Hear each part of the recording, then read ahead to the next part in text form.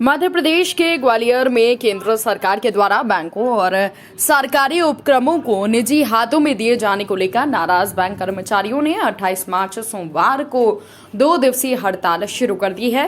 इसका 29 मार्च मंगलवार का दूसरा और अंतिम दिन है। इस दिन भी बैंक कर्मचारी अपनी मांगों को लेकर फूलबाग चौराहे पर इकट्ठा हुए हैं और अपनी मांगों को लेकर नारेबाजी कर रहे हैं। सोमवार को बैंकों के बंद रहने से यहां पर करोड़ों रुपए का लेन देन प्रभावित रहा। मंगलवार को भी बैंक के बंद रहने से शहरवासियों को खासी परेशानी का सामना करना पड़ा। प्रदेश बैंक एम्प्लॉयज एसोसिएशन ने मांग की है कि केंद्र सरकार के द्वारा 44 श्रम कानूनों को रद्द कर श्रम संहिता लागू कर दी गई थी, जिसका वो विरोध कर रहे हैं। केंद्र सरकार की नीतियों का असर सीधे तौर पर बैंक कर्मचारियों को पड़ रहा है, इसलिए वो हड़ताल कर रहे हैं। आज हड़ताल किन मुद्दों को लेकर की आपने? किन मुद्दों को लेकर हड़ताल की है? हड़ताल ये इंडिविजुअल बैंक की हड़ताल नहीं है। सारी सेंट्रल क्रेडिटर्स की जो हड़ताल है उसके समर्थन में बैंक वालों ने हड़ताल की है। इसमें हमारे बैंकिंग के कुछ मुद्दे शामिल हैं। उसमें यह है कि बैंकों का प्राइवेटाइजेशन नहीं किया जाना चाहिए। आपकी मांग क्या क्या? हाँ, बैंकों का प्राइवेटाइजेशन बंद करो, वो नहीं किया जाना चाहिए।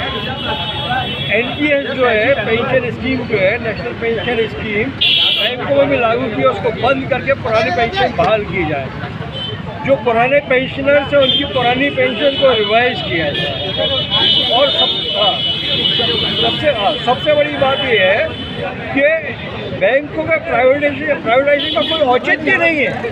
जो प्राइवेटाइजेशन करने की कोशिश कर रहे हैं, प्राइवेट बैंक जब डूबने लगते हैं तो सरकारी बैंक में उनका विलय किया जाता है कि उनको बेल आउट किया जाए। अभी लेटेस्ट एग्जाम्पल है IDBI बैंक का, उसका LIC में उसको LIC ने बेल आउट किया।